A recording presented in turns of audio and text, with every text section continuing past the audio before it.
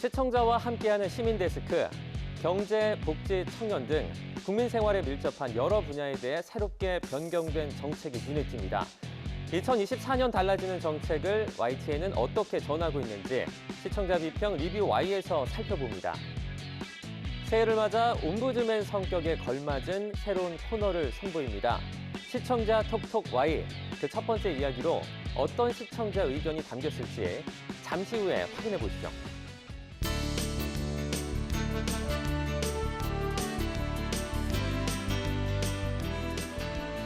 시청자 여러분 안녕하십니까? 정주웅입니다. 국가보훈부는 국가를 위한 헌신을 널리 알리는 데 기여한 공로에 대해서 매년 보훈 문화상을 시상을 합니다.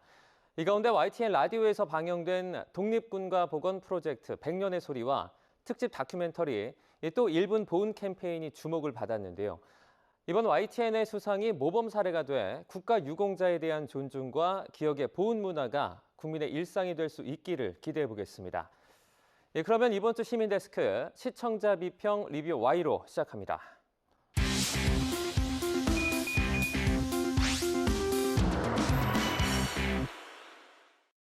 네, 세 분 어서 오세요. 안녕하십니까?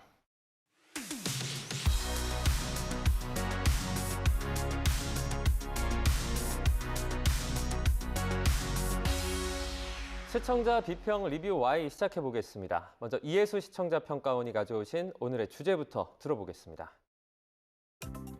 2023년이 저물고 2024년 갑진년이 밝았습니다. 정부와 지자체는 갑진년이 될 수 있도록 새로이 시행되는 정책과 제도를 알리고 있는데요. 국민의 정책 이해를 돕고 집행 과정을 종합적으로 기록하는 일, 언론에게 주어진 중요한 역할이겠죠. YTN은 주요 정책을 어떻게 다루고 있을까요? 리뷰 Y, 달라지는 정책 보도를 살펴봅니다. 새해가 시작되면 새롭게 시행되는 정책들에 관심이 쏠릴 수밖에 없죠. 개인적으로 도움되는 정보가 있으면 미리 알고 생활에 적용해도 좋은 부분이고요. YTN 보도를 통해 잘 전해졌는지 한번 살펴보도록 하겠습니다. 먼저 이혜수 평가원님부터 살펴주신 내용 전해주시도록 하겠습니다. 네, 우선 아빠 육아휴직 28.5% 늘어 5만 명 돌파, 전체는 2.2배 증가 보도를 살펴보겠습니다.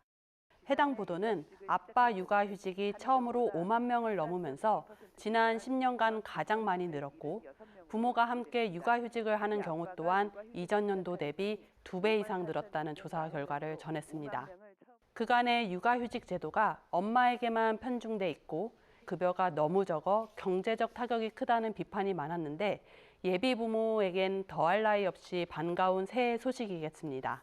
아빠 육아 휴직률이 증가한 데에는 정책적 뒷받침이 있었음을 분석해냄과 동시에 현 정책의 한계도 함께 제시해 조사 결과가 갖는 정책적 함의를 다각도로 이해할 수 있었던 좋은 보도였습니다. 저출산 문제가 꾸준히 지적되면서 2024년 정부 정책 또한 결혼과 출산율 회복을 위한 변화가 눈에 띕니다.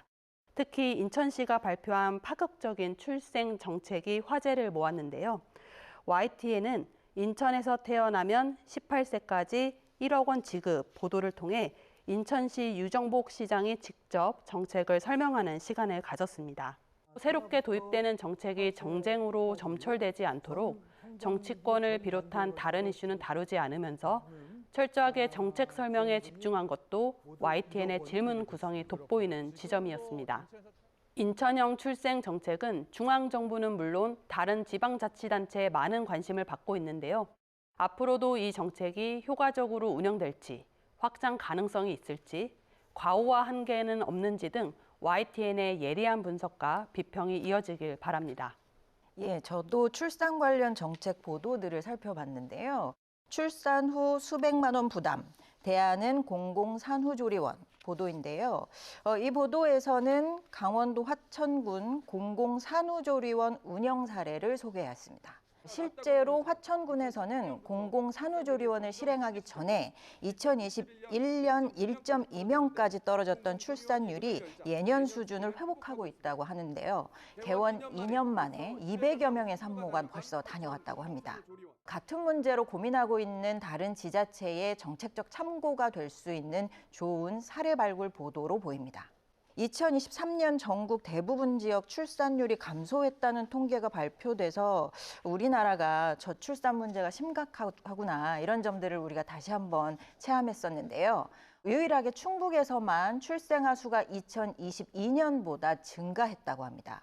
그 원인을 충청북도가 추진한 저출산 대책과 연결해서 분석한 보도가 있었는데요. 충북 전국 유일 출생아 수 증가, 청년 부부 반값 아파트 추진입니다. 지자체마다 사정이 각기 다르고 또 저출생 문제의 원인을 무엇으로 보느냐에 따라 해법도 각각 다를 겁니다. 이러한 정책 사례들에 대한 발굴 보도들이 문제 해결 대책을 고심하는 정부와 지자체에 좋은 참고 자료가 될 것으로 보이고요. 또 다양한 이유로 임신과 출산을 고민하는 가정에는 선택지를 제공할 수 있는 좋은 정보가 될 것으로 보입니다. 앞으로도 YTN에서 저출생 문제의 해법이 될 수 있는 사례에 대한 취재 보도들이 이어지기를 기다리겠습니다. 다뤄주신 것처럼 저출산 문제가 워낙 심각하다 보니 부동산 정책도 여기에 초점을 맞춘 것들이 많습니다. 아이 낳으면 1%대 금리로 5억 원 대출, 다음 달 신청, 이 보도는 새 주택 자금으로 아이를 낳으면 정부가 주택가 전세 자금 마련을 위한 특례 대출을 최대 5억 원까지 지원해준다는 소식을 전했는데요. 새해에는 달라지는 정책들이 여러 정보 채널을 통해 많이 소개되기 때문에 시선이 분산되기가 쉽습니다. 특히 정책 자금 지원의 경우에는 유형과 요건이 복잡하고 정책을 잘 활용하지 못하는 경우도 많은데요.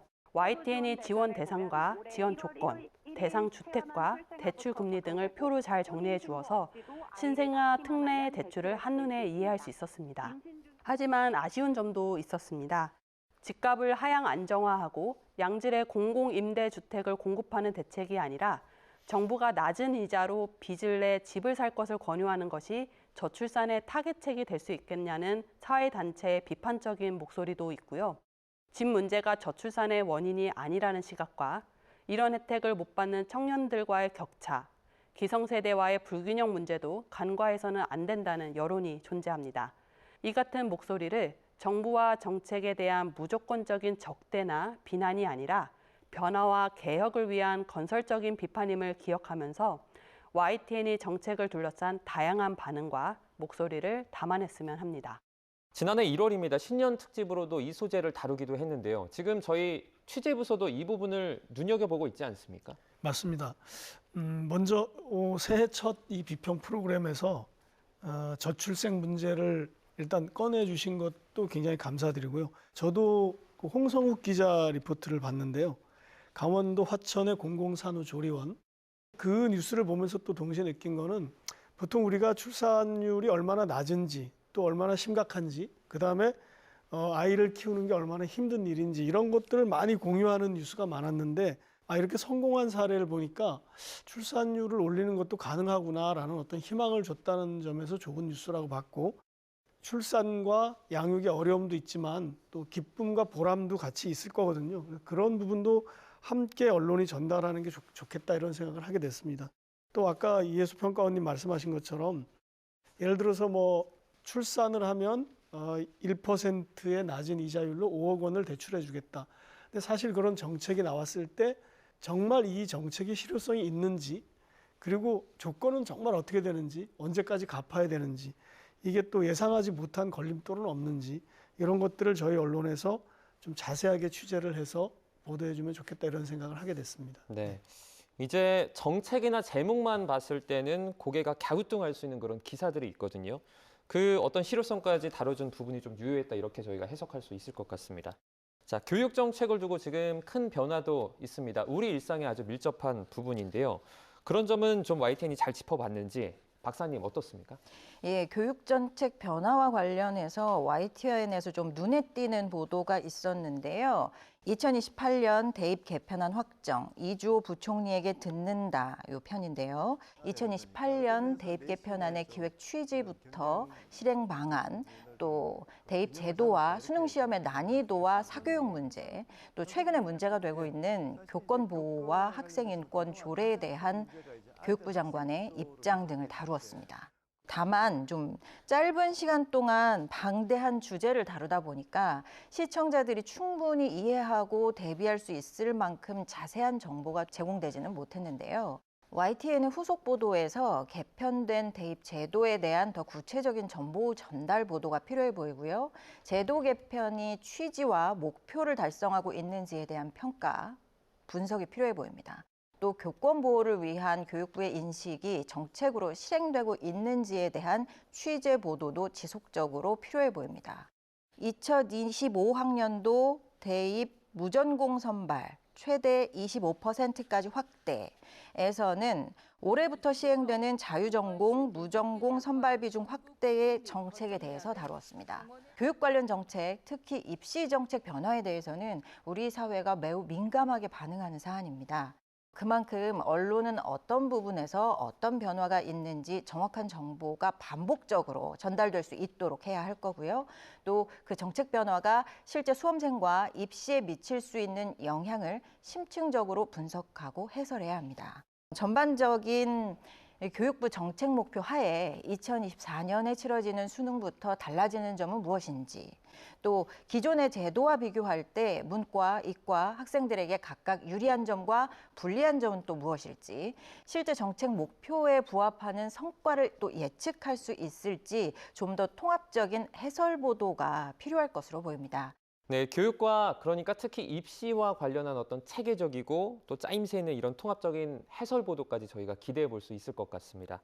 이런 교육 정책 같은 경우에는 저희가 돌봄 정책부터 출산율 문제까지 함께 정말 깊게 논의할 문제 같은데요. 우리가 이제 혁신을 바라는 게 아니지 않습니까? 인구 소멸을 막자는 건 이제 혁신이 아니라 어떻게 보면 생존과 관련된 문제라고 생각을 합니다.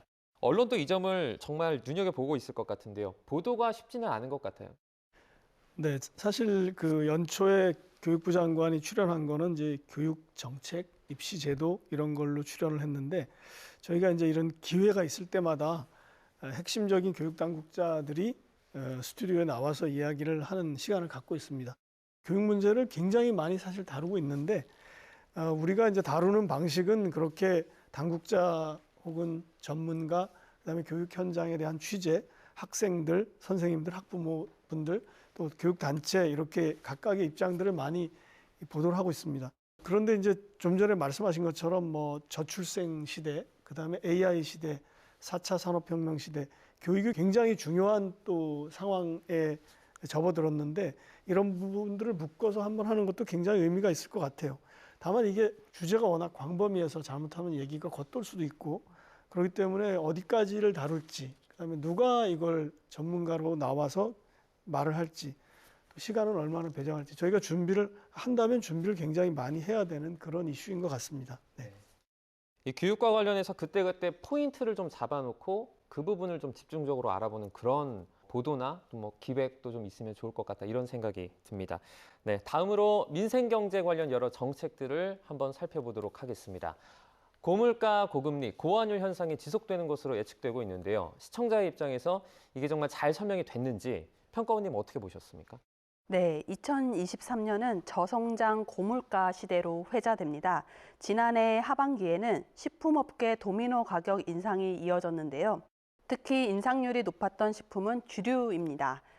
소주 업계 가격 인하 움직임, 식당 술값 영향은 미미 보도는 물가 안정을 위해 국산 증류수에 붙이는 세금을 인하해 소주 가격을 낮추겠다는 정부의 발표를 전달했습니다.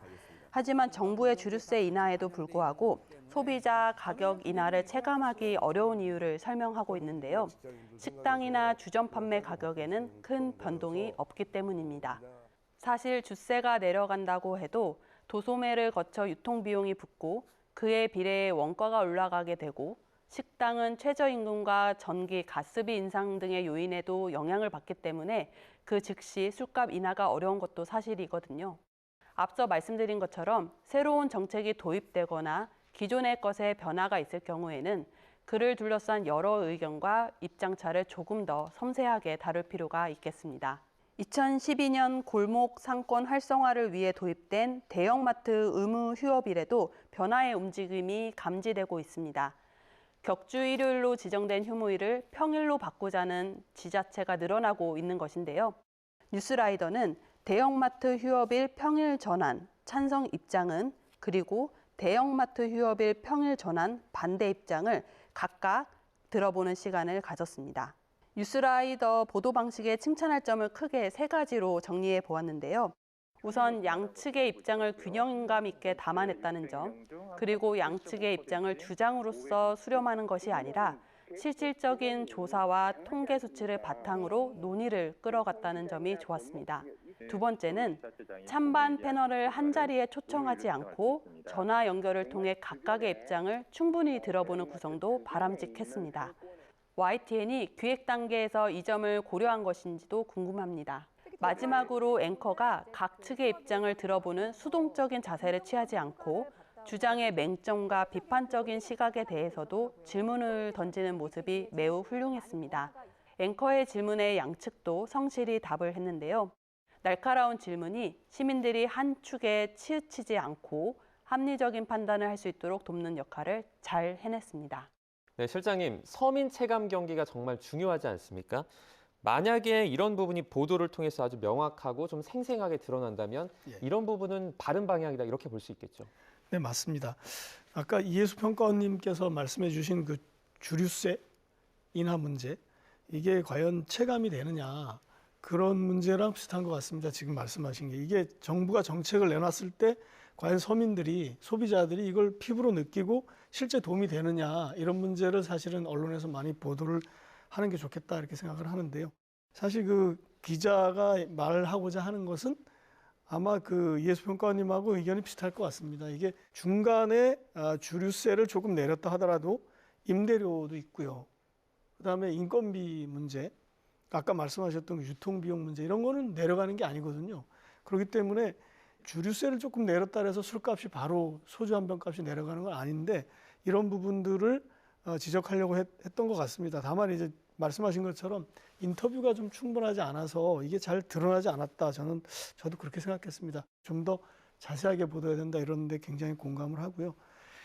또 그 마트의 휴무일을 평일로 옮기는 문제, 그 부분도 굉장히 중요한 문제인데 찬반 전화 연결을 순차적으로 했는데 그것이 기획된 거냐라고 질문을 하셨는데 맞습니다. 제가 이제 그 팀에 물어보니까 그렇게 생각을 했다 그러고요. 이게 자칫하면 말싸움으로 빠지면 이게 말싸움만 전달되고 인상이 남지 뭐 때문에 이 논의를 했는지를 까먹는 경우도 있거든요. 그래서 그런 점을 주의하면서 양측의 의견을 좀 자세히 나눠서 듣는 쪽을 선택했다 이렇게 답변을 받았습니다. 자, 아무튼 이게 민생과 관련된 문제는 그냥 정책만 얘기하는 게 아니라 정책이 실제로 어떻게 그 현장에서 집행이 되고 이득을 주려고 했던 사람들에게 이득이 가는지 또 혹은 그걸 제한을 하려고 했던 또 그룹에게 또 그 제한이 되는지 이득이 그런 것들을 확인을 해서 보도하는 거 그거 굉장히 중요한 것 같습니다. 네. 네. 이제 민생 관련된 부분에서는 아무래도 뭐 양질의 인터뷰나 어떤 인터뷰의 적절한 형식 이런 것들이 좀 많이 중요하다 이렇게 이해할 수 있을 것 같습니다. 오늘 언급되지 않았지만요. 시청자에게 도움이 될 만한 생활 속 달라지는 정책들 제가 몇 가지 꼽아봤습니다. 우선 최저임금이 인상된다고 합니다. 2023년 법정 최저임금 9,620원에서 2024년은 이보다 2.5%가 오른 9,860원입니다.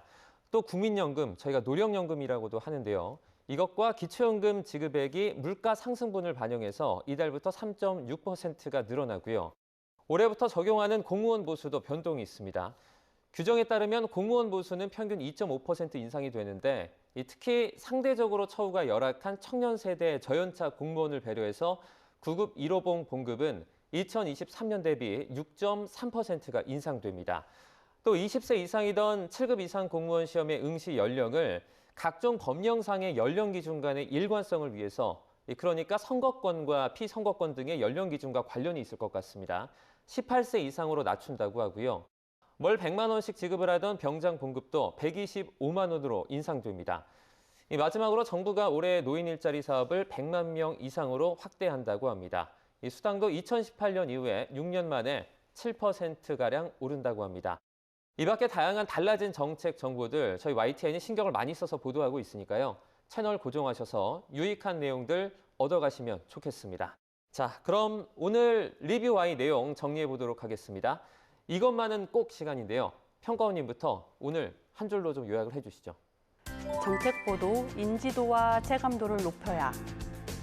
각 정부 부처는 새해를 맞이해 2024년 달라지는 정책들을 내놓고 있습니다. 하지만 좋은 정책을 만들어도 국민이 잘 알지 못하면 정책의 효과는 떨어지죠. 정부와 국민을 이어주는 매개자이자 정책 인지도를 높이는 창구로서 언론의 역할이 중요한 이유입니다. 한편 정책도 국민이 체감해야 그 의미가 있는 것이겠죠.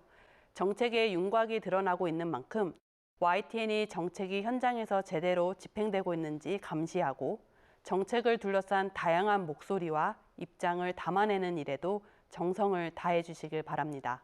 네, 이 좋은 정책도 국민이 알아야지 더 이 정책이 살 거라고 생각을 합니다. 인지도와 체감도를 높이자. 잘 들어봤고요. 이번에는 김은정 박사님 한 줄 평 들어보겠습니다. 정책 변화에 영향받는 당사자의 관점으로. 정책을 만들고 공표하는 것은 정부와 지방자치단체이지만 그 정책에 의해 가장 크게 영향을 받는 당사자는 국민들, 시민들입니다. 교육정책, 경제정책, 부동산정책, 출산정책 변화 하나하나가 서민 가계와 개개인의 삶을 직접적으로 바꾸어 놓습니다. 언론은 정책에 의해 영향을 받는 당사자인 대다수 국민들의 관점으로 변화된 정책을 정확하게 파악해서 그 효과를 해설하고 또 미비한 부분이 있다면 보완을 촉구해야 합니다.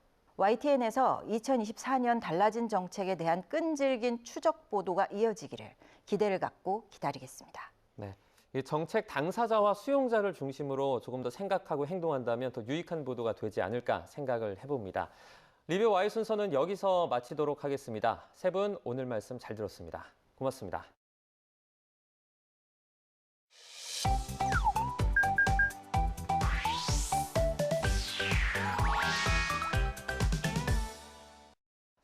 열린 시청자 의견함에서 확인된 소중한 의견 하나하나를 놓치지 않고 반영하고자 시민데스크에서 새로운 코너를 선보입니다. YTN을 향한 시청자 의견이라면 모두 귀 기울여 듣고 답하는 시청자 톡톡 Y 시간입니다.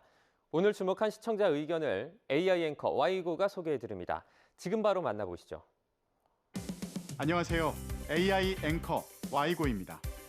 시청자 톡톡 Y 오늘의 첫 번째 주제는 반달리즘에 대한 시청자 의견을 들어봤습니다. 자세한 내용 보시죠.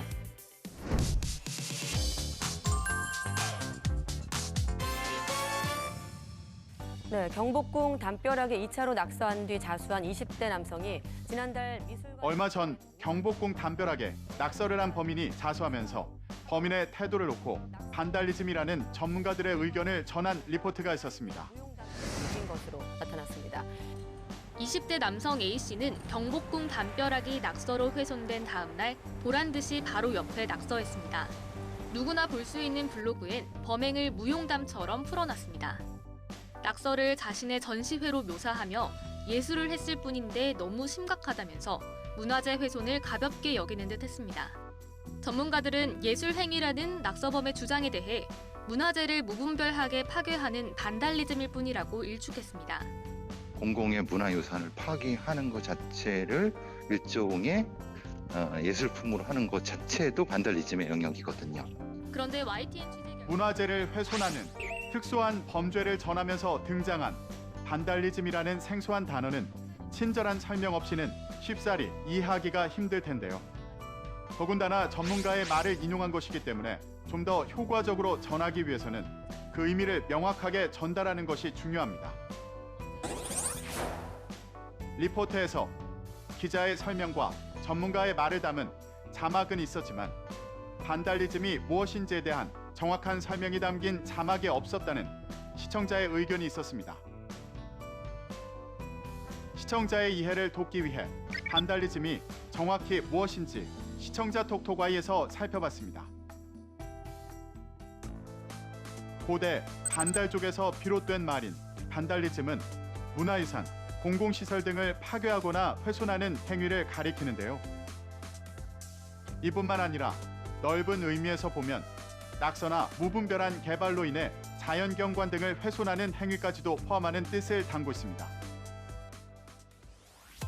다음으로 시청자 톡톡Y 두 번째 주제는 중국 상하이 지역의 이상 기온에 대한 시청자 의견을 들어봤습니다.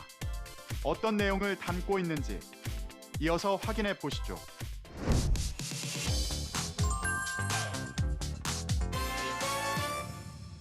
북극 한파가 남하하면서 중국 보하이만 바다가 얼고 12월 중국에 북극 한파가 남하하면서 온화하던 상하이는 최저 기온을 기록하고 산둥 지방에 엄청난 폭설이 내리는 등의 현상을 전한 리포트가 있었습니다. 중국 최북단 항구인 보하이만의 판진항, 해수면이 얼음으로 뒤덮였습니다. 영하 20도 안팎의 한파에 바닷물마저 얼어버린 겁니다. 최근 우리나라에서 이상기온을 직접 체감하는 일이 잦아지고 있죠. 우리나라에서 근접한 중국도 기상이변으로 바다가 얼고 폭설이 내리고 엄청난 한파가 닥치는 등의 현상을 베이징 특파원이 전해왔습니다. 눈밭으로 뛰어드는 이 남성, 머리 꼭대기까지 파묻혀버립니다. 야외 주차장에서 내 차를 꺼내는 이 일은 차라리 발굴 작업에 가깝습니다. 그중에서도 상하이는 한파가 닥치기 전주까지 20도를 웃도는 온화한 날씨를 보이다 한파로 인해 영하 8.4도까지 내려갔다고 하는데요. 지난주까지 20도를 웃돌던 상하이 기온은 이틀 만에 영하권으로 떨어졌습니다. 가장 추운 곳은 영하 8.4도까지 내려가 50년 만에 최저를 기록했습니다. 영하 8.4도가 50년 만에 최저치를 기록한 것이라는 설명은 있었지만 이 기온 자체가 상하이 12월 기온 평균치와 비교해 얼만큼의 이상 기온인지 체감할 수 있으려면 원래 상하이의 날씨를 알려주기 바란다는 시청자 의견이 있었습니다. 중국에서 나타난 기상이변을 수치를 통해 체감하기 위해 시청자 톡톡Y에서 중국 상하이의 평균 기온을 정리해봤습니다. 기상청 홈페이지에서 확인할 수 있는 상하이의 1년간 평균 기온을 살펴보면 1년 내내 영하로 떨어지지 않는 전반적으로 온화한 날씨임을 확인할 수 있는데요. 그중에서 특히 우리나라 기준 한겨울이라고 할 수 있는 12월의 날씨를 보면 12월의 최고 기온은 10.6도, 최저 기온은 2.4도로 영상권에 머물러 있습니다. 이 같은 평균 기온을 비추어 보았을 때 이번 한파로 기록한 영하 8.4도는 평균 최저 기온보다도 약 10도 정도 낮은 엄청난 추위였다고 볼 수 있겠죠. 마지막으로 오늘 시청자 톡톡와의 세 번째 주제는 근로시간에 대한 시청자 의견을 들어봤습니다. 이어지는 내용도 지금 바로 만나보시죠.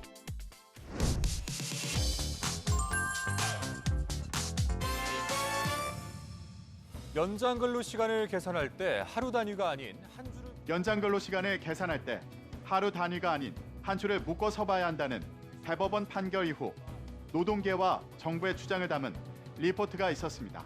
상황에 맞는 유연한 적용이 가능해질 거라고 보고 있습니다. 주 52시간 근무제에서 연장 근로 시간은 지금까지 하루 단위로 판단했습니다. 하루마다 기본 근무를 8시간으로 정해놓고 이를 넘으면 모두 연장 근로로 분류해 그 총합을 한 주에 12시간 이내가 되도록 계산했습니다. 그런데 이번 대법원 판결에 따라 한 주를 통틀어 계산할 경우 만약 8시간에 못 미치게 단축 근무한 날이 있다면 8시간 넘게 일한 날이 있어도 결과적으로 연장 근로 시간이 없다는 계산이 나올 수 있습니다. 현재 우리나라의 주 52시간 근무제에서 연장 근로 시간을 계산할 때 단위를 하루로 보느냐, 한 주를 묶어서 보느냐에 따라 계산 결과가 달라집니다. 이 때문에 노동계와 정부가 각기 다른 주장으로 대립하고 있습니다. 각 주장이 어떤 의미를 담고 있는지 궁금해지는 시점인데요.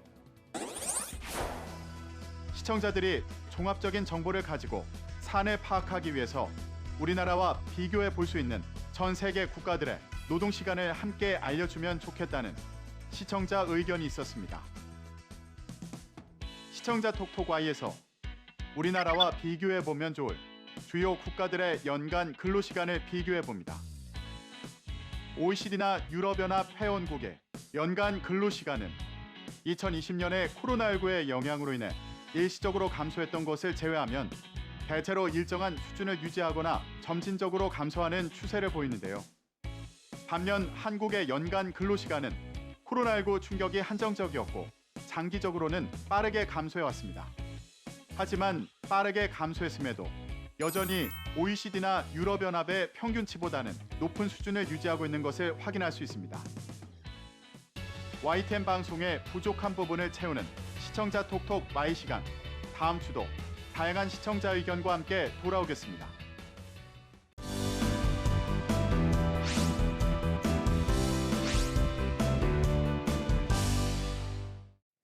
안녕하세요. YTN DMB 시청자 평가원 정은정입니다. 2024년 새해를 맞아 새로운 다짐이나 계획을 실천하고 계신 분들이 많으실 텐데요. 새해 다짐을 응원하는 황금 나침반을 보며 새해 계획이 작심삼일이 되지 않도록 의지를 다져보는 것은 어떨까요?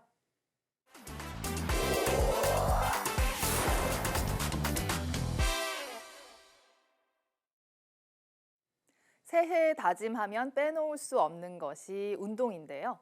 신나는 음악에 맞춰 점핑기구 트램펄린 위에서 저마다 목표를 갖고 열심히 운동하는 모습이 보는 사람의 운동 욕구마저 자극하고 있었습니다. 운동을 가르치는 강사의 응원에 맞춰 땀 흘리는 사람들의 이야기에서 운동을 해야 한다는 의무감보다 자신의 몸과 마음을 좀 더 활력 있게 만들어 나가겠다는 의지가 중요하다는 점을 배울 수 있었습니다. 또한 제작진이 직접 운동을 따라해 본 것은 운동 강도를 확인해 보는 동시에 재미를 더하는 요소로서 흥미로운 부분이었습니다. 스마트폰 사용을 멀리 해보는 것도 요즘 많은 사람들이 하는 결심 중 하나인데요. 스마트폰을 사용하지 않는 생활을 해보기 위해 하루 동안 절에 들어간 사람들을 따라가 봤습니다. 스마트폰을 사용하지 않는 동안 108배, 염주 만들기, 명상 등 다양한 활동을 하는 모습이 담겼습니다. 스마트폰이 없어 지루해하거나 어색해하는 것이 낯설지만은 않았는데요. 하지만 하루 동안 스마트폰을 사용하지 않고 다른 활동을 하면서 좋았던 점들을 조금 더 자세하게 들을 수 있었다면 스마트폰을 멀리 해보려 했던 이유가 좀 더 분명하게 드러났을 것 같아 아쉬움이 남습니다. 마지막으로 저축이나 소비 습관 개선과 같이 돈과 관련된 결심을 도울 수 있는 방법을 다뤘습니다. 돈을 모으기 위한 경제 크리에이터의 조언이 소개됐는데요. 많은 정보가 나열된 만큼 자막과 그래픽을 자주 활용하면서 정보를 한층 이해하기 쉽게 구성한 점이 돋보였습니다. 핵심만 정리한 화면을 통해 정보를 요약해준 점도 유용했습니다. 경제조언의 마지막을 장식한 이야기도 인상 깊었습니다. 작심삼일이 122번이면 꽉 찬 365일이며 중요한 것은 꺾여도 그냥 하는 마음이라는 이야기는 새해 다짐과 계획을 응원하는 이번 주제에 꼭 맞는 마무리였다고 생각합니다. 시청자들에게 다양한 상식과 색다른 정보를 전달하는 황금 나침반은 새해를 맞아 운동과 생활 습관, 돈 관리 등 여러 가지 다짐을 실천하려는 사람들에게 흥미로울 만한 내용으로 꾸며졌습니다. 너무 비장한 각오보다는 뜻대로 되지 않더라도 꾸준히 시도해보겠다는 조금은 가벼운 마음으로 새해를 시작해보시면 좋을 것 같습니다.